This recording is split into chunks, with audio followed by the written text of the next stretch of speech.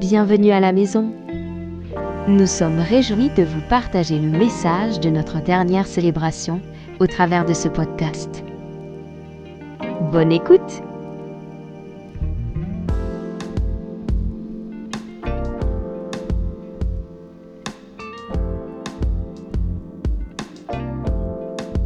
Le thème de ce début d'année, c'est des pierres vivantes. Ça ne nous a pas échappé, on en a parlé la semaine dernière, et on en reparlera encore pendant plusieurs semaines, des pierres vivantes. Et j'aimerais vous dire en introduction que tu es de la même nature que Jésus.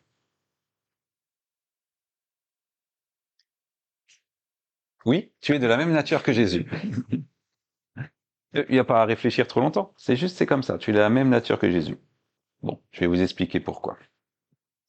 Alors c'est un verset qu'on va lire beaucoup, qu'on a lu la dernière fois et qu'on va relire aujourd'hui, 1 Pierre 2,4. Approchez-vous de lui, la pierre vivante rejetée par les hommes, mais choisie et précieuse devant Dieu. Il parle de Jésus. Et vous-même, comme des pierres vivantes, édifiez-vous pour former une maison spirituelle, un saint sacerdoce, afin d'offrir des victimes spirituelles agréables à Dieu. Je voulais juste pointer le début. Approchez-vous de lui, de Jésus, la pierre vivante, et vous-même, comme des pierres vivantes, édifiez-vous. Juste dans ce verset, on a la signature de Dieu qui nous dit « Jésus est la pierre vivante, vous êtes la pierre vivante ». Ça veut dire que nous sommes de la même nature que Jésus. Est-ce que c'est OK pour ça? Très bien. Maintenant, on va voir qu'est-ce que ça peut changer dans notre vie finalement. Alors, on parle de Pierre. Alors c'est rigolo parce que c'est l'apôtre Pierre qui nous parle de Pierre. Est-ce que c'est de l'humour de Dieu? Je ne sais pas. En tout cas, moi, ça me fait rire. Vous avez le droit de rire aussi. Merci, merci, merci. Rions ensemble. Alors, quand Pierre nous parle de Pierre, il nous parle pas seulement des cailloux, il nous parle de pierres de construction. Donc, pierres vivantes, des pierres de construction, puisque il nous parle de construire une maison spirituelle. Vous savez ce qu'on vient de faire là, ce qu'on est en train de faire ensemble, nous construisons une maison spirituelle. Tout le monde a un corps, ça va? Vérifier? Ouais, ok. Une âme aussi, vous avez des émotions, une intelligence? Une volonté? Ça dépend des moments? Ok. Mais un esprit, est-ce que vous avez un esprit? Oui, bien sûr, vous avez un esprit. Un esprit qui est de la même nature que l'esprit de Jésus. Et ensemble, tous nos esprits, ensemble, sont une maison spirituelle. Donc le temps de louange qu'on vient de passer, nous avons construit une maison spirituelle. À chaque fois que nous sommes ensemble et que nos cœurs sont tournés vers Jésus, nous construisons, nous bâtissons ensemble, nous nous édifions comme une maison spirituelle. Donc des pierres de construction, mais aussi des pierres précieuses. Parce que vous savez que pour construire la maison de Jésus, il ne va prendre que des pierres précieuses. Alors là, vous dites, oh là là, pourvu qu'ils me prennent. Alors j'ai une bonne nouvelle. Chacun d'entre vous, chacune d'entre vous, fait partie de cette maison spirituelle. Parce que vous êtes toutes et tous précieuses et précieux. Dieu choisit des choses précieuses pour construire sa maison. Vous savez que l'ennemi, il veut nous voler. Pourquoi? Parce que nous sommes précieux. Lui aussi, il veut piquer des choses précieuses.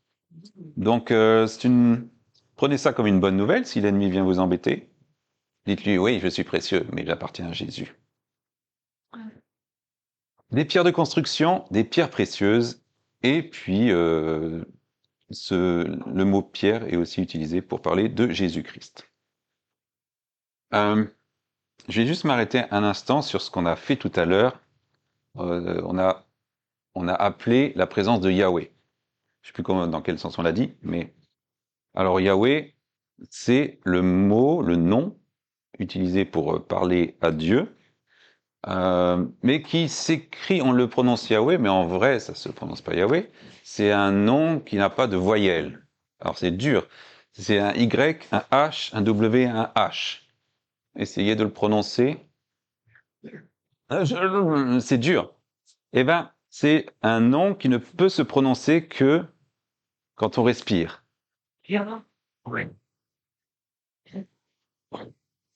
Voilà, c'est le souffle de la vie. Et je voudrais parler des caractéristiques de ce qui est vivant. Ce qui est vivant, donc des pierres vivantes. Ce qui est vivant, c'est ce qui respire. Est-ce que vous respirez? Je veux vous entendre respirer. Je suis rassuré. Dans la Bible, il y a, entre l'Ancien Testament et le Nouveau Testament, il y a deux mots pour parler du souffle. Dans l'Ancien Testament, roi, le souffle, R-U-A-H. Dans le Nouveau Testament, pneuma, comme pneumatique, quand on gonfle la bicyclette. Ça, c'est un peu plus proche de notre langue. Mais les deux mots parlent du souffle. Tu sais que pour vivre, tu as besoin de quelque chose qui est extérieur à toi, qui ne t'appartient pas. C'est l'oxygène qui est autour de toi. Et sans cette chose, l'oxygène qui t'entoure, qui ne fait pas partie de toi, qui ne t'appartient pas, mais dont tu as absolument besoin pour vivre, eh ben, tu ne vivrais pas. Donc, tu as besoin de quelque chose qui est plus grand que toi pour vivre au niveau physique. Eh ben, c'est la même chose au niveau spirituel. L'esprit de vie, qu'on appelle aussi le Saint-Esprit, est ce dont tu as besoin pour que ton esprit soit vivant. Pour que l'homme soit vivant, dans la Genèse, on voit que Dieu a soufflé sur lui. Je ne sais pas comment il a fait, il n'a pas fait du bouche à bouche, mais il a soufflé sur lui et il est devenu quelqu'un de vivant. Et ben c'est pareil pour tous les autres êtres humains. Après, on a besoin d'oxygène et on a besoin du souffle de vie. Une autre caractéristique du vivant, donc ce qui respire, est celui qui est en relation avec Dieu. Celui qui est en relation avec Dieu. Le fait de connaître Dieu et de l'expérimenter va faire que quelque chose de vivant s'allume, s'ouvre, se crée en toi. Qu'est-ce qui a déjà donné sa vie à Jésus ici? Ok. Qu'est-ce qui a déjà expérimenté quelque chose avec Jésus ici? Ok. Eh bien, il y a à l'intérieur de vous une part qui a rencontré la vie et qui est vivante. C'est une bonne nouvelle. C'est une très bonne nouvelle. Donc le vivant, c'est celui qui connaît Dieu parce qu'il a expérimenté. Alors, je vais m'arrêter sur connaît Dieu. Parce que, en tant que Français, Suisse, quand on parle de connaître, on se retrouve tout de suite sur les bancs de l'école et je veux comprendre Dieu. Connaître Dieu, ce n'est pas du tout comprendre Dieu.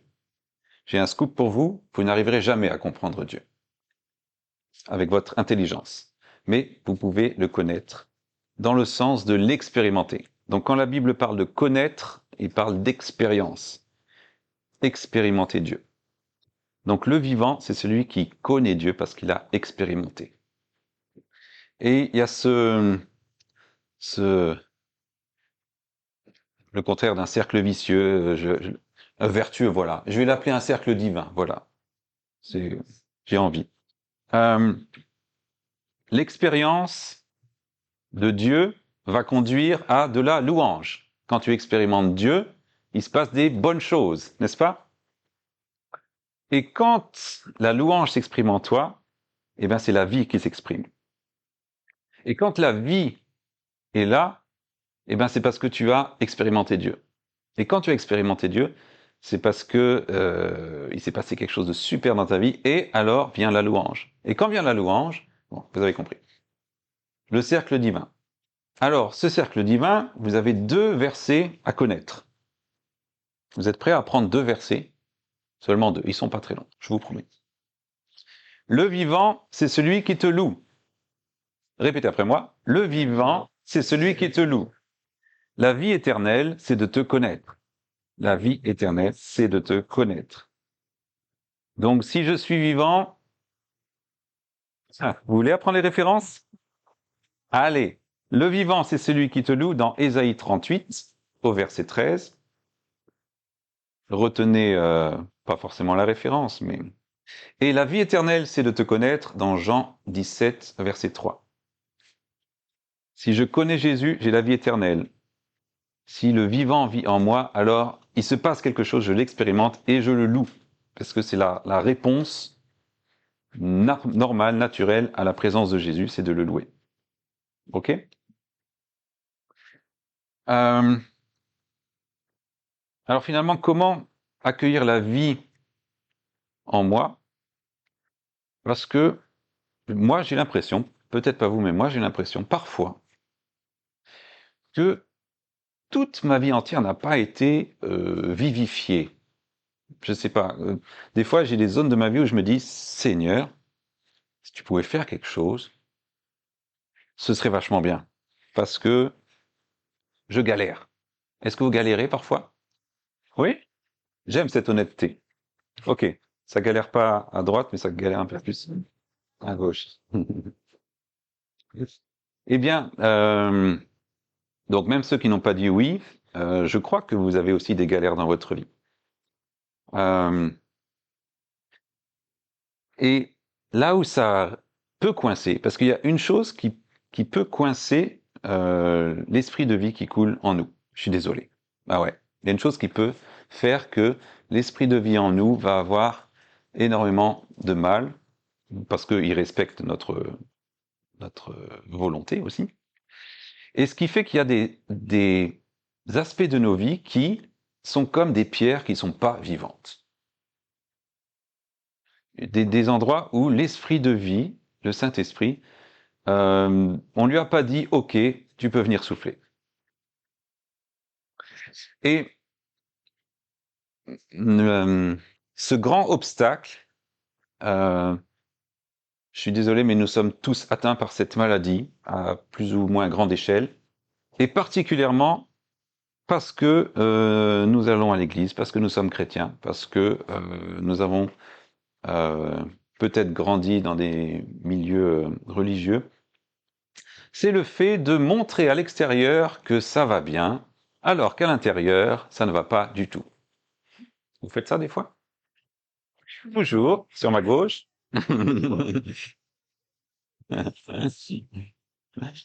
Euh, donc, on va essayer de respecter les règles.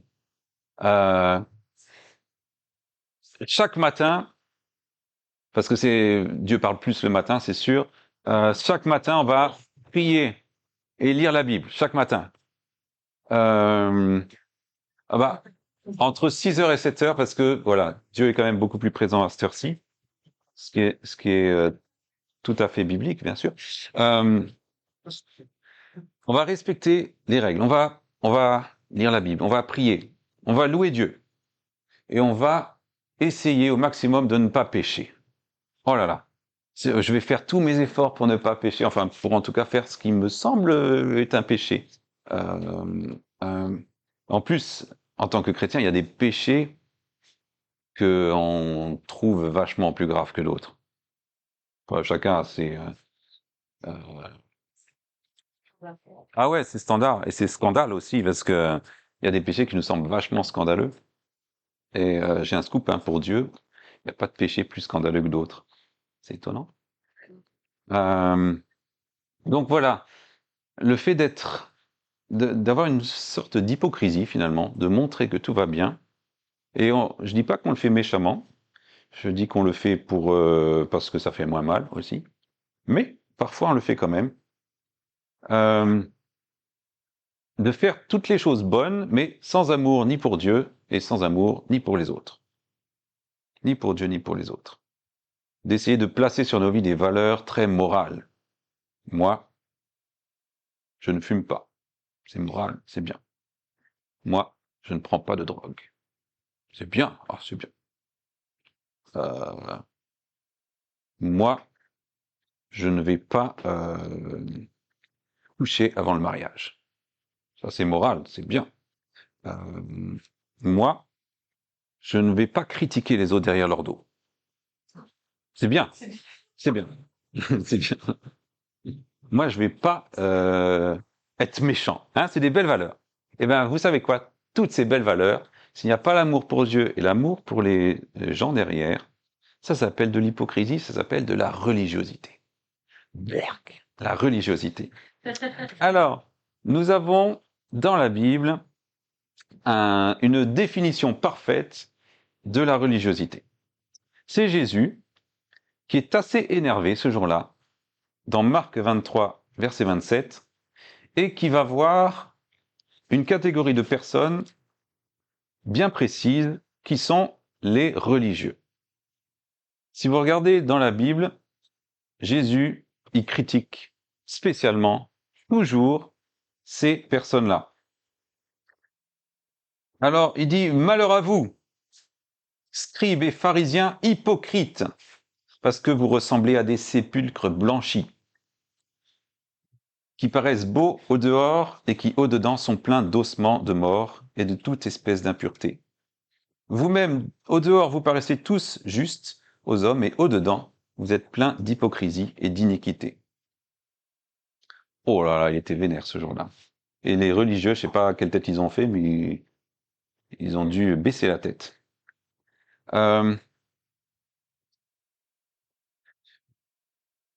Jésus, il n'est pas heureux contre ce qui est religieux en nous. Je dis pas qu'il est pas heureux contre nous, mais je crois que ça l'attriste profondément quand on n'arrive pas à être honnête et à dire que on n'y arrive pas. Parce que tout ce qui est de la religion, donc religion, je le redéfinis, hein, le fait d'obéir à des règles, de faire tout bien à l'extérieur, alors qu'à l'intérieur, il n'y a pas d'amour, c'est la cata. La religion, ça va venir t'emprisonner et garder ton cœur loin de Dieu finalement. Et ça va t'empêcher d'entrer dans ce cercle vertueux de l'expérience de son amour. Parce que si tout va bien, est-ce que tu as besoin de Dieu? Pas tant que ça, hein. Je ne pêche pas, tout va bien. J'aimerais dire quelque chose sur le péché. Parce que le péché, ça nous fait très peur. On, on a souvent le, le désir de sortir de nous le péché, que je sois enfin saint. J'ai quelque chose à te dire. Quand tu as donné ta vie à Jésus, ton esprit a été visité par l'Esprit Saint et il n'y a plus de péché en toi. À partir du moment où tu as donné ta vie à Jésus, tout le péché qui va venir te toucher, c'est comme une maladie qui va venir t'atteindre, mais ça n'est pas ta nature. Le péché, c'est une maladie qui vient t'atteindre, mais ce n'est pas ta nature. Le péché, c'est une maladie qui vient t'atteindre, ce n'est pas ta nature, jamais. Ne croyez jamais que le péché est votre nature. Vous avez été transformé par la présence de Jésus, et ce qui vient pour nettoyer le péché, c'est le sang. C'est pas l'objet de ce que je veux dire aujourd'hui, mais c'est important de le dire quand même.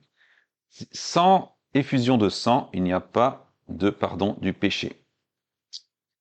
Ça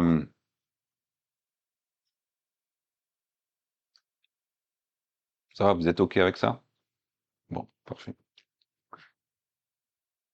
Alors, sépulcre blanchi, je ne sais pas si c'était une insulte à l'époque, mais n'empêche qu'un sépulcre, donc c'est un tombeau, et souvent il était fait de pierre, et quand Jésus vient engueuler ces religieux, il les traite de pierres mortes finalement.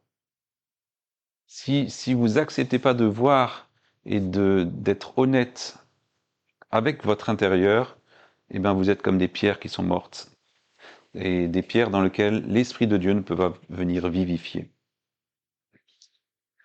Pardon? Elles sont les pierres. Alors c'est un autre sujet. Les pierres sont-elles vivantes?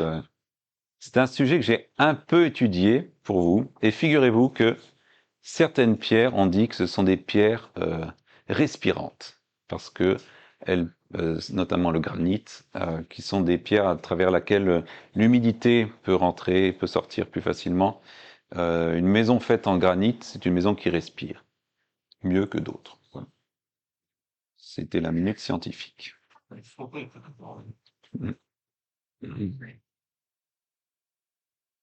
Euh, le vivant, c'est celui qui te loue, et la vie éternelle, c'est de te connaître. Et moi, j'ai une question pour nous aujourd'hui. Où est-ce que dans ma vie, j'ai pu expérimenter Dieu, et où est-ce que dans ma vie, je n'ai pas encore expérimenté Dieu? Donc tout à l'heure, je vous ai posé la question, est-ce que vous avez déjà expérimenté Dieu? Vous avez tous dit oui, tous ceux que j'ai vus en tout cas. Mais j'ai une autre question, est-ce que dans ta vie, il y a des aspects où tu n'as pas encore expérimenté Dieu? Je vous laisse répondre intérieurement. Oh, j'entends oui, oui, oui, oui, ah, d'accord. Eh bien, il y a beaucoup d'aspects de nos vies où on a besoin encore d'expérimenter Dieu. Et c'est ce qu'on a commencé à faire pendant le temps de louange, et c'est ce que je vais vous inviter à faire encore maintenant. Je vais vous demander de fermer les yeux, et je vais énumérer une liste qui pourrait être encore plus grande, mais une liste d'aspects de nos vies, et puis vous allez répondre intérieurement, bien sûr, est-ce que j'ai pu expérimenter Dieu là-dedans, ou est-ce que finalement j'ai vraiment besoin d'expérimenter Dieu là-dedans? Ok? Alors, est-ce que j'ai expérimenté Dieu dans mes relations familiales? Alors, vous pouvez avoir déjà expérimenté Dieu et avoir aussi besoin de le réexpérimenter, hein, on est d'accord. Relations familiales, relations amoureuses, dans mes finances, dans ma santé, dans mon logement, pour mon logement, concernant les questions sur mon avenir. Est-ce que j'ai déjà eu de la dépression? Est-ce que je sens que j'ai des blessures dans mon âme? Est-ce qu'il y a des aspects de ma vie où je n'ai plus d'espérance? Est-ce que j'ai un sentiment d'infériorité, de comparaison, de rejet? Et vous pouvez continuer la liste avec d'autres aspects que j'aurais pas pensé. Mais tous ces aspects dans lesquels tu n'as pas encore expérimenté Dieu, eh ben, elles sont comme une énorme pierre qui est devant toi et qui t'empêche d'avancer, qui empêche l'Esprit de Dieu de souffler. Elle est impressionnante, cette pierre.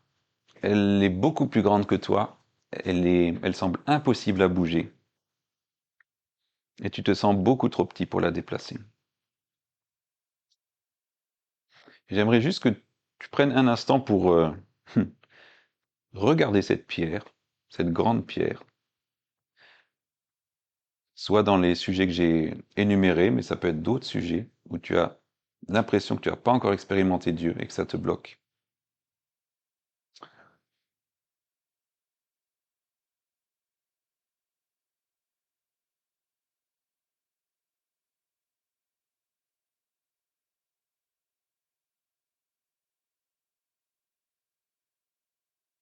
Mais j'ai une bonne nouvelle.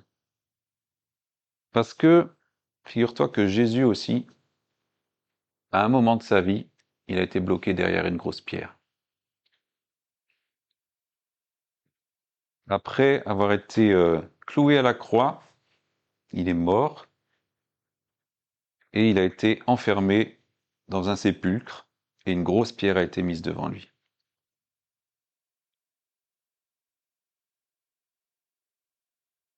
Et donc je vous rappelle ce que j'ai dit au début, tu as la même nature que Jésus. Tu es fait de la même nature que Jésus. Et ce que Dieu a fait dans la vie de Jésus, il veut le faire aussi dans ta vie. Et j'aime ce verset dans Marc 16. Le premier jour de la semaine, les femmes se rendirent au sépulcre, au tombeau, de bon matin, comme le soleil venait de se lever. Et elles disaient entre elles, mais qui va rouler la pierre loin de l'entrée? Elles voulaient voir Jésus, mais qui va rouler la pierre? C'était une énorme pierre. Et levant les yeux, elles aperçurent que la pierre, qui était très grande, avait été roulée. Cette pierre immense, elle avait été roulée. La puissance de Dieu était descendue et avait complètement roulé cette pierre qu'il était impossible de rouler par les femmes. Et moi, je veux te dire ce soir que Jésus, il veut faire la même chose dans ta vie. Tu vois, la pierre que tu regardes depuis tout à l'heure, il a envie de la rouler autant, ou beaucoup plus même, que toi, tu as envie qu'elle soit roulée. Et je vous invite à vous lever maintenant. Vous pouvez continuer à garder les yeux fermés.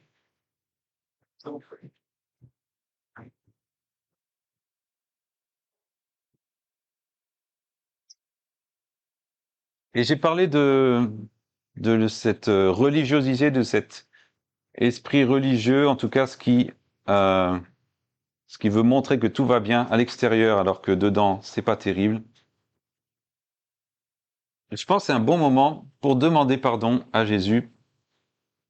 Là où dans nos vies, on n'a pas voulu voir les choses en face, parce que c'était difficile, ok, et ça c'est vrai. Mais au moins de dire, Seigneur, j'ai ce désir que les choses qui ont besoin d'être mises en lumière soient mises en lumière. Et alors, la repentance, puisque c'est ça qu'on est en train de faire, la repentance est une très bonne nouvelle. C'est une très bonne nouvelle. Ça veut dire changer de direction. Ça veut dire changer sa façon de penser, changer sa façon de décider. Et ce que je vous propose aujourd'hui, c'est de se repentir face à la religiosité qui a pu prendre sa place, prendre trop de place dans notre vie.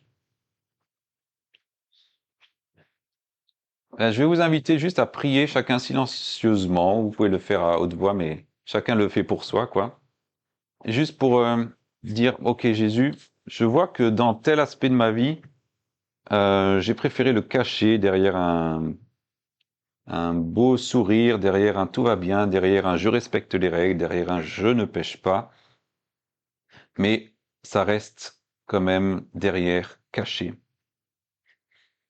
Et je vous propose de prendre quelques minutes juste pour ça, et après on va continuer à prier encore. Le Saint-Esprit, on veut t'accueillir comme celui qui amène la lumière en nous. Et si tu amènes la lumière, c'est que là, c'est un endroit d'obscurité. Et Jésus, on veut juste s'humilier, te demander pardon, Seigneur, pour tous les aspects de nos vies, et puis vous pouvez chacun les nommer dans votre cœur, où vous avez fait semblant que tout allait bien, mais qu'en fait, au fond, ça faisait mal. Au fond, vous saviez que c'était moche et qu'il y avait des choses qui n'allaient pas. Saint-Esprit, on te demande pardon d'avoir été hypocrite, d'avoir montré une belle façade. Saint-Esprit, on veut vraiment se repentir cet après-midi et dire, ok, on accepte de voir les choses en face, on accepte de voir la réalité en face, on accepte de dire que si c'est moche, c'est moche. Si ça fait du mal, ça fait du mal. Et on vient, Seigneur, parce qu'on croit que dans ta lumière, il y a aussi la guérison. Dans ta lumière, il y a la libération. Il y a les bonnes choses qui vont derrière. Alors, Saint-Esprit, on se repent devant toi.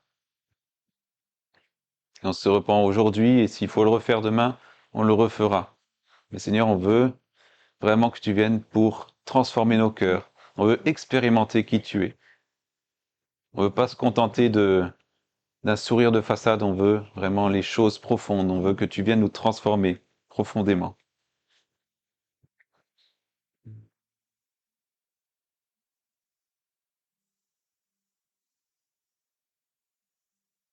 Seigneur, dans ces endroits de nos vies où c'est vraiment compliqué, on vient te demander d'agir, Seigneur. On te demande tout à l'heure, on priait, viens, transforme-nous. Mais on demande aussi, Seigneur, viens agir là où moi je peux rien faire finalement, là où j'ai trop de mal, là où cette pierre elle semble beaucoup trop grande, beaucoup trop élevée, beaucoup trop lourde pour moi. Et, et oui, c'est vrai qu'elle l'est. Et parce que c'est l'œuvre du Saint-Esprit de rouler cette pierre, c'est pas, on n'est pas capable nous de faire tout. Saint-Esprit, viens pour rouler la pierre. Dans cet aspect de ma vie, où je n'y arrive pas, où je suis à bout, où je suis vraiment, j'ai tout essayé, je n'y arrive pas. Seigneur, viens pour rouler cette pierre. Et que je puisse vraiment expérimenter qui tu es dans cette situation.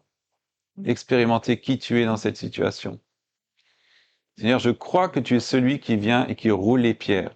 Je crois que tu es celui qui, quand on s'approche de toi, tu viens et tu roules la pierre. Nous déclarons dans chacune de nos vies, à cause du sang de l'agneau, à cause du sacrifice, que la pierre est roulée. La pierre est roulée maintenant. La pierre est roulée maintenant. Et vous pouvez juste remercier Dieu, même si vous n'avez pas vu peut-être concrètement dans votre vie que les choses ont changé, vous pouvez déjà par la foi dire merci parce que la pierre est roulée, tu es en train de rouler cette pierre. C'est peut-être quelque chose qui se fait dans un processus, c'est peut-être quelque chose qui se fait rapidement, mais la pierre est en train d'être roulée dans chacune de nos vies ce soir.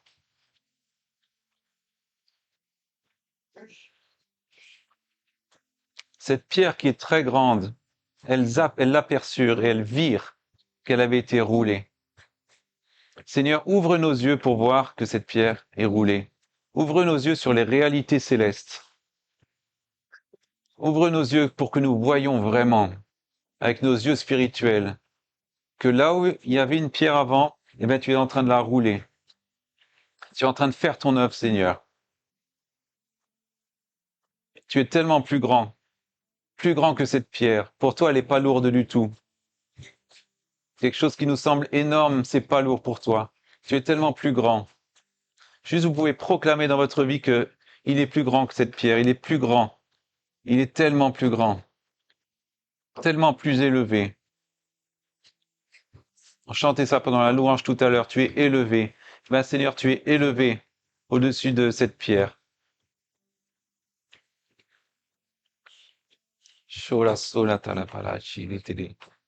Tellement élevé, tellement fort, tellement puissant pour nous libérer, pour nous guérir, pour rouler les pierres loin de nous. Merci Jésus pour ton œuvre que tu es en train de faire maintenant dans chacune de nos vies. Il n'y a personne qui est mis de côté, il n'y a personne qui est mis à part, il n'y a personne qui ne mérite pas aujourd'hui d'être dans la présence de Dieu et qui est écarté. Non, pour chacune d'entre nous, il y a une pierre qui est en train d'être roulée. Saisissons-le par la foi maintenant.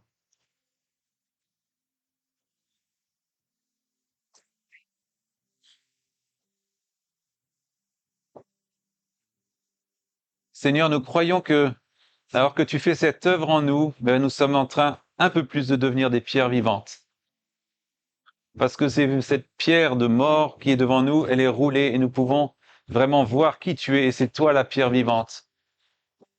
Et nous sommes transformés à ton image comme une pierre vivante et avancer dans cette destinée qui est d'être une pierre vivante.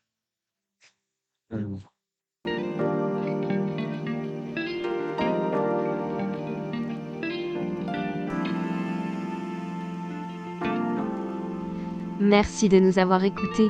Nous prions que ce message porte du fruit pour vos vies et que l'Esprit de Dieu vous remplisse.